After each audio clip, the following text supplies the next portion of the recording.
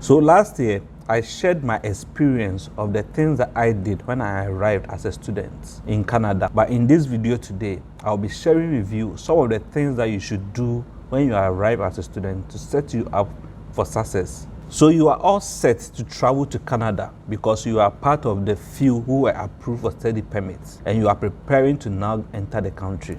And the fact that you have been approved makes me happy as a person because guess what?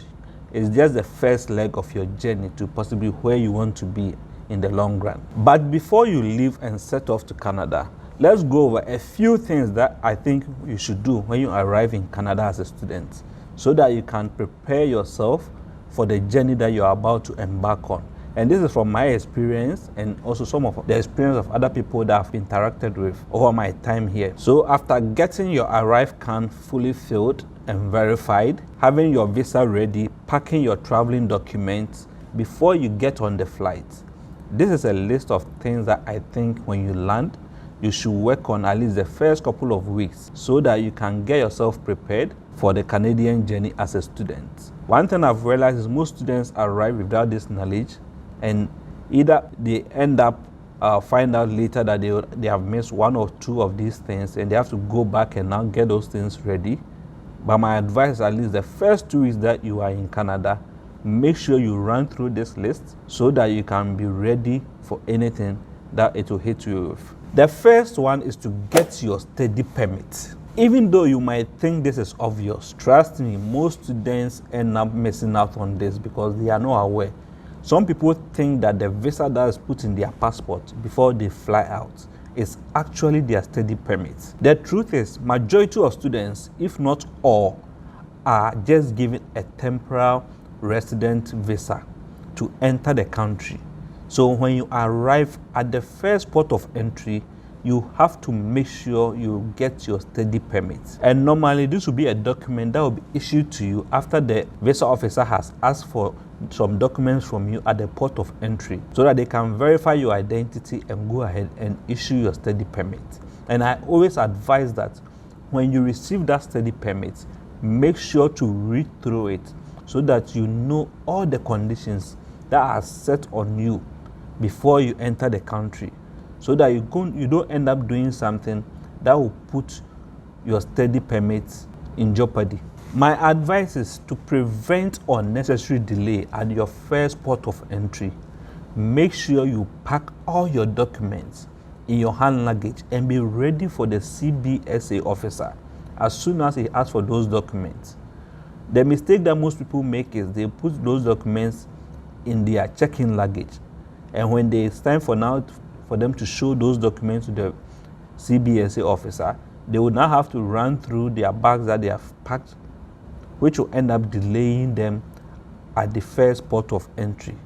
So make sure you have documents like your passport, the visa ready, all the letters that were issued to you by IRCC ready. And normally our advisor put them in a file and have it ready, so as soon as it's your turn, you'll be ready for the CBSA officer, for him or her to go through it and get your study permit ready for you so you can chase your next flight to your final destination. Most people end up getting delayed at this point and miss their connecting flights to their final destination. So you can do this so that you don't miss your connecting flights in the long run. And at this point, if you have not watched my video on the type of questions that possibly the CBSA officer can ask you, this is the time to click on it and watch it. I will link it up here for you to at least watch after this video. The next thing to do is to get your social insurance number. This is the SIN number. If you have plans to at least work whilst you study, my advice is one of the first things that you have to do the first week you arrive in Canada is to make sure you get your social insurance number, because this number is what most employers will ask before they employ you, so that they will be able to pay you and pay the necessary taxes that come with employing you. And you can get your social insurance number from any local Service Canada office. So my advice is that first week, try and find your nearest Service Canada office where you can go and at least get your social insurance number. There are other options also to get your social insurance number. If there is no Service Canada office closer to you, you can try and also apply for it online. But sometimes that can delay, and if you need to, let's say, use that social insurance number ASAP, it might not be available for you. So the best option would be to walk up to any Service Canada office and walk out with your social insurance number. And the other thing too is, in addition to just using your social insurance number when it comes to getting a job, you can also use it to possibly get other things on credit, which for most students will be very helpful, because any money that you'll be able to save the first couple of months, it might come in handy later in the year or later in your course, because if you're able to live on credit, then your proof of funds that you come in with, you can save most of it. So having the social insurance number can even help you to get at least a postpaid plan when it comes to your cell phone, so that you don't end up going to pay for a prepaid plan, which you end up paying premium for. With a social insurance number, you can even get a student plan, which might be cheaper than the prepaid plan that you might be going with. I know this because I'm currently working in telecommunication whilst I'm here, and I've seen a lot of students come in, jump onto a prepaid plan, only to find out later that they could have gotten a postpaid plan for far cheaper with better offerings than what they got when they came in. The next thing that you have to do is to arrange for accommodation. You might not need to do this prior to arriving in Canada, because sometimes you might want to be here to see the places for yourself, and you might maybe decide to arrange for a temporary accommodation, be it an Airbnb, a hotel, or even perch with a friend for a couple of days whilst you look for your own accommodation. But whatever you do, make sure that at least you have made arrangement for your accommodation before your school starts, because after school starts, that might not be the best time to start looking for accommodation, because you might be too busy with school work that you wouldn't have time going around with agents looking at new places that possibly you can stay with. But also, if it happens that maybe you don't know anyone in the city that you are going to, which I find it to be rare, because whichever country that you are coming from, there are people living in that city that you are going to. So you can find some of them on Facebook, Instagram, in possibly WhatsApp groups that you can speak to, so you have an idea of the city that you are going to. That can also help you set your expectation of the place that you can possibly stay or live at, or even the cost that it will come with any accommodation that you go with. Sometimes if you reach out to people, they might be happy to at least host you for a couple of days whilst you find your way around and find your own accommodation, which might end up saving you in the long run. And when it comes to accommodation, there are two options that can be available to you. You can choose to stay on campus or choose to stay off campus. Each of them have their own benefits. They are both pros and cons. Sometimes it can be cheaper to stay on campus, other times it's far cheaper just to stay off campus. But also make sure that wherever you are staying, factor in the time it will take for you to get to school and the cost that will come with it. Because if you stay far away from the campus, you would have to bus unless maybe you are driving. But when it comes to staying off campus, there's one thing that you have to be mindful of, and most people will tell you this. If you choose to go for a basement apartment, which sometimes might be cheaper, you have to know that it will get cold during the winter season. So that's one thing that you have to be mindful of. And like we say, winter in Canada is no joke. So if you choose a basement apartment, just be ready for the cold. There's also the other option of possibly renting your own apartment off campus that you can share with other students just to save the cost that comes with it. And if there is the option of possibly staying with somebody from your home country who is renting out a room in his apartment, I would advise that it's something that you should look into, because that first few weeks or months that you are here, seeing a familiar face might be very helpful, and that can help you to at least settle faster, because the person might have all the things that you will need, possibly to cook your home food, or possibly have the kind of conversations that you need to have and make you at least your initial stay here much more pleasant. The next thing I would advise you should do is to make sure to attend your school's orientation events. This is very crucial because a lot of information is given at the orientation event, because they know everybody in that auditorium is new, and they will make sure to give you information that you will need to make at least your first few couple of weeks much more pleasant. The things you are supposed to do, the things you have to look out for, places to go, places to stay away from, and all the other information that possibly you would have spent months watching YouTube just to learn or waiting to hear from other people. So it is crucial to go for those orientation events. It is also a good way to network with other students who are also coming into the program with you. That's when possibly you can start forming friendships and new relationships when it comes to studying. And also you get to see some of the lecturers who will be teaching you, and it will be a good way to at least start talking to them so that you know the kind of things that they will expect from you even before the course starts. I understand that most international students don't take this kind of events too seriously and don't even show up. But trust me, it is important that at least you show up, because the kind of information that they will provide there might end up influencing your life on campus and sometimes even the city in general. At the orientation, you might meet somebody that possibly you can share accommodation with, people that maybe you can share other kind of resources, textbooks and other things with, because you'll find out that you share a common goal and it might be time for you to come together to at least share ideas. The majority of these orientations are done online. Sometimes some of the schools will do a pre-orientation before most students fly out of their home countries. And when you land in country, they will do an in-person orientation for you to at least interact with each other. Some schools will even go further to have a full week of orientation where they will show you around the schools, show you the lecturers that will be teaching you, teach you the places that you need to go. For my school, they spent a whole week teaching us all about the school, the city that we are going to be in, just to set expectation.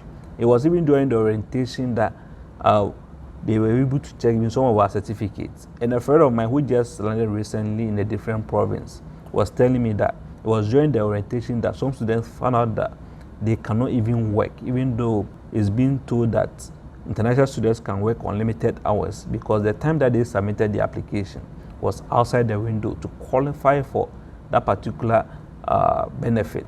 So it is important you show up at that orientation event. The next item that you need to pay attention to is be ready to submit original copies of your certificates and documents, and sometimes your study permits. Because most of the application processes are being done online and students are asked to submit soft copies of their certificates and other documents, most institutions will make sure to check the hard copy of your certificates and documents as soon as you arrive, just to make sure that the documents that you submitted are not forged. I am not sure if this is a practice in all universities, but at least most of the people that I've spoken to say that their certificates were checked as soon as they arrive here, at least within the first week, just to make sure that the certificates are exactly what was uploaded online. But my advice is have them ready just in case your school asks for it. Sometimes they will notify you that they will do that, other times they might not,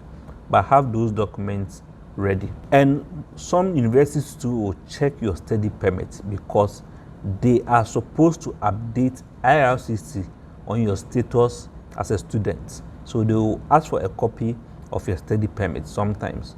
So be ready to provide it in case they ask for it. Number 6 is get your student's identification card. Several advantages come with your student's identification card.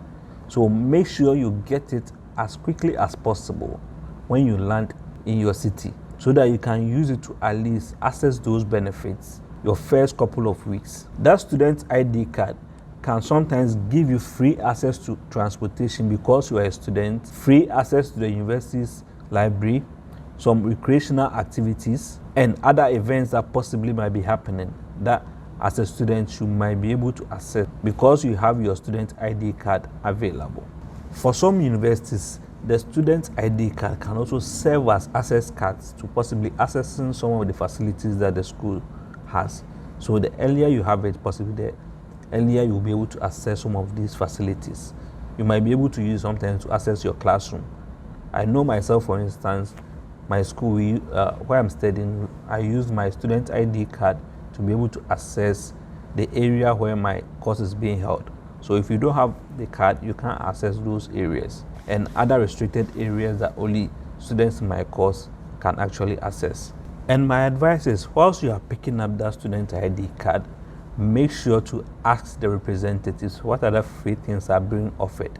Because I know for my school, for instance, when I was picking my ID card, we were giving free marks, stationery, jackets and t-shirts, and other freebies that as a student you were supposed to get. So whilst you are picking the ID card, you can ask them for those things that possibly they can give you, so you can start branding yourself as a student. Number 7 is register for your classes. Attending orientation has so many benefits. One of it is sometimes knowing which of the classes that you are supposed to sign up for, because during orientation they will give you a brief over the course and tell you sometimes about the courses that you are supposed to sign up for. So showing up at orientation can sometimes help you to know which kind of classes that you have to register for, and make sure you register as early as possible. Sometimes if you can register even before you fly out of your home country, because some courses might have limited slots that can end up filling up quickly, that if you are late, you will miss out on those classes that you have to wait for it to be offered again before you can register for them. And if you are not sure of the kind of courses that you have to register for, please reach out to your international office or your course coordinator so they can guide you on which courses that you are supposed to register for, so you can register for them as quickly as possible. Number 8 is update your address. Don't forget to update your address and details on the university and your student account as soon as you get a Canadian address, because this address will end up showing up on all your documents. So maybe during the application process you use your home country address. Now when you land in Canada, it is important to update it to your new Canadian address, so all correspondence will now be sent straight to that address for you instead of being shipped to your home country. And that will also help to make sure that there is consistency in all your documents, because that address will end up showing up on all the documents that the school will issue to you for you to use at least those couple of weeks to register for things like your bank, cell phone plan, all other documents that at least you sign up for. The address will be consistent across all of them, instead of having some of them having your Canadian address and others having your home country address. So it is important to at least update the address that you have on your student and the university page, because it might still be having the address that you use during the application process. Then get your health insurance or your health card. Most universities will provide you with a health insurance plan one way or the other as an international student. So make sure at least you are aware of that kind of health insurance that's being provided for you. If it's being paid for by you, you know how to at least assess that health insurance. So it is important to at least you get your health insurance card or know which health insurance plan that at least the school has put you on. Because trust me, as an international student in a foreign land, there's a high chance that you might get sick one way or the other. And you wouldn't want to pay from your pocket to take care of yourself when the school has paid for health insurance for you. So it is important to get that health insurance or health insurance card as soon as you arrive. And you are going to need this health insurance card because some provinces you might need a health insurance before you can see a physician one way or the other. And even you might want to say that you want to do maybe over-the-counter drugs, but that might not be helpful. So check to know whether the school is paying for your health insurance or you've paid for it yourself through your school fees, or even the province that you are in is offering you a free provincial insurance. Whichever one that you are on, at least make sure you know and you get the health insurance card ready with you, so in case something goes wrong, you know where to go to seek help, just to make sure that you are healthy because as a student, you wouldn't want to fall sick and miss out on schools. Number 10 is set up a bank account. The well-known Canadian banks that at least I've seen most international students go to are TD Bank, RBC, Scotia Bank, BMO, and CIBC. So there's a high chance that when you land as an international student, whoever receives you might direct you to go to one of these banks to set yourself up with a bank account. But my advice is, before you set up the bank account, as a student, make sure you read and know the benefits that each of these banks are offering you before you sign up, so you know the benefits that you are getting as a student, because some of them will waive all charges for you for your time as a student.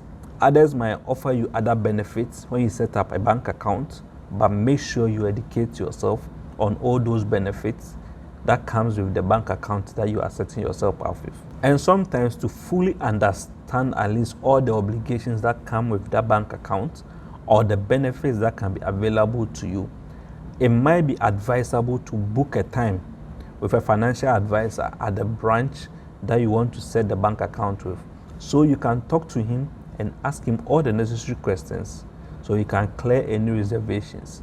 Don't just go with a bank because a friend is there and is using it. Make sure you educate yourself so you know what you are getting yourself into. Additionally, make sure you don't change your foreign currency at the airport. Wait till you enter the city and you have set yourself up with a bank account. Then you can exchange your money at that bank and deposit it into your bank account, because the charges that you pay at the airport will be far higher than what the bank will charge you if you are paying that money into your own bank account. At the bank, you will find better exchange rates. I chose CIBC when I came in and I opened an account with them. And what they did was they were offering a free $50 when you open an account, and I'll try and leave my referral code in the description column. If you also want to open an account, you can just use it to open an account and also enjoy the free $50 that they are offering. Number 11 is get a phone number. Canada has a large number of phone providers, so getting one will not be difficult for you, whichever province that you find yourself in. Find out which company is providing the best incentive as a student. Then you can sign up with them. My advice to most people is, don't just go for a prepaid plan, because people make that mistake and go for a prepaid plan. Most times, prepaid plan, you pay about $45 just to get unlimited talk and 4.5 gig of data, but it will come with a $25 activation fee. Meanwhile, if you have already gotten your SIM number and you have a bank account, you can just get a postpaid plan with a student plan, which might cost you around $45. So why pay extra when you can just get a postpaid plan that you don't even have to pay out of pocket for? And you already have a bank account and have a credit card. Sometimes you can even sign up for a new phone whilst you are getting the plan. So it's something that you have to look into when you land, and not just jump onto a prepaid plan, because for less than $50 a month, you can get unlimited talk, unlimited text, and unlimited internet. So look into it. Don't be tempted to get a prepaid plan just because everybody is getting one, because there is a high chance that you will be forced to change it at a later stage. And don't fall to the temptation that, oh, I don't want to go with Bell, I don't want to go with Rogers, I don't want to go with any of these big providers. The funny thing is, the smaller ones that you are jumping to, Fido, Virgin, and all the other ones, belong to the big providers anyway. So why not get the full benefits right from the word go, instead of just going for prepaid and later coming back to a postpaid plan, which will end up costing you more. Number 12 is get a driver's license. In Canada, driving is a necessity. It's not a luxury. You can ask anybody in Canada and they tell you this. So when you land, make sure you find out about the licensing process as quickly as possible and know what your options are, so that you will prepare yourself to get that driver's license, because it will come in handy even when it comes to job search. Because sometimes if you have a driver's license, it opens a different group of jobs to you compared to you just passing around. So it might be an advantage for you to have that driver's license. Even if you decide not to drive, you can even use this as just an ID, so that you can put your passport somewhere else and not be walking around with your passport. Some province might give you the option to just exchange your old driver's license if you are driving before you came in. So it is important to look into it so you know what those options are.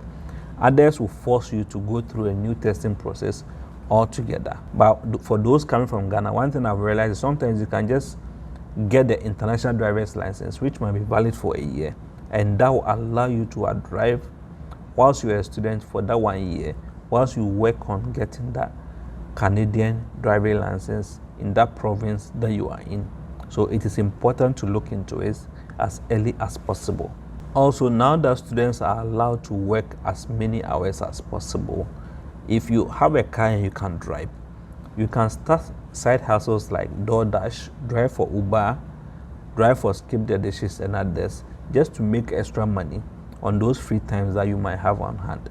So having that driver's license might not be a luxury, and having that car will not be a luxury in the long run, because you might be able to pay for it through working for it. Number 13 will be try and get a provincial ID card. Many places in Canada will require you to have 2 government-issued photo ID card to be able to access some resources that they are providing. As an international student studying in Canada, the provincial ID card will come in handy for this purpose. Find out how to get one as quickly as possible, so you can drop using your passport as an ID as early as possible to avoid you losing it, because sometimes it might take you time to get your driver's license, and whilst you are waiting, that provincial ID card can come in handy when you need to provide identification for yourself in the province.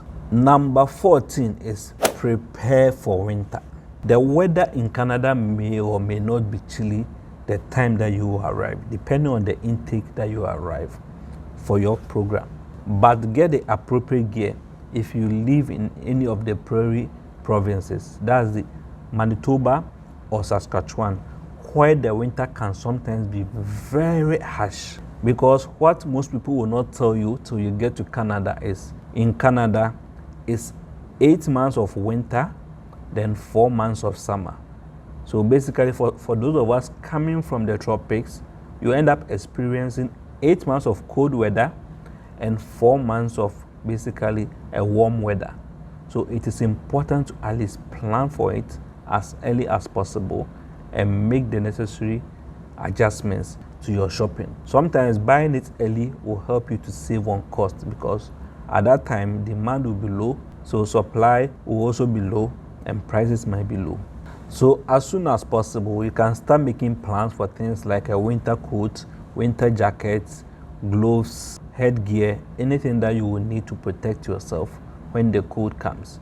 And if money is an issue, sometimes you can even go to Value Village or any of those thrift stores to at least find ones that people have donated at a cheaper price to help protect yourself from the cold, because the cold can be harsh sometimes. As I'm shooting this video, the weather is minus 23 degrees now. So guess what? If you are not properly dressed, you can't even step out. My last point is be realistic and be kind to yourself. Recognize that it is normal to feel overwhelmed when you don't know where to find anything in the new city that you find yourself in. Instead of being in a rush or feel overwhelmed, take some time out, relax, because already you've been through enough going through the whole application process, and now you've landed in Canada. Take a deep breath. At least take some time to relax. You have plenty of time to plan what you need to do. Find out where you need to go, where things are. So don't be in a hurry. Don't feel that you are lost and you are in a new province that you've moved yourself into. At least be realistic to yourself. People have done what you are currently doing now. If you need help, reach out to somebody in the city that you are in. If you're a Christian, get to the nearest church and find people that you can relate to. If you're a Muslim, go to the nearest mosque. There are always people there ready to receive you, and they've been through what you are going through now, and most of them will be ready to help you to adjust. Sometimes they might even donate some of the things that they have, so that you don't have to end up going to buy them yourself. which will end up saving you some amount of money. And sometimes to being there will give you familiar faces that you can talk to, make new friends, network, which will help you in the long run in the province that you found yourself in now. When you get to a point where maybe you are feeling overwhelmed, remember that you made the decision to come to Canada. Tell yourself, you know what, I've made it, I did it. Not everybody has gotten to this point that I am now. So at least I did it, I've done the first part.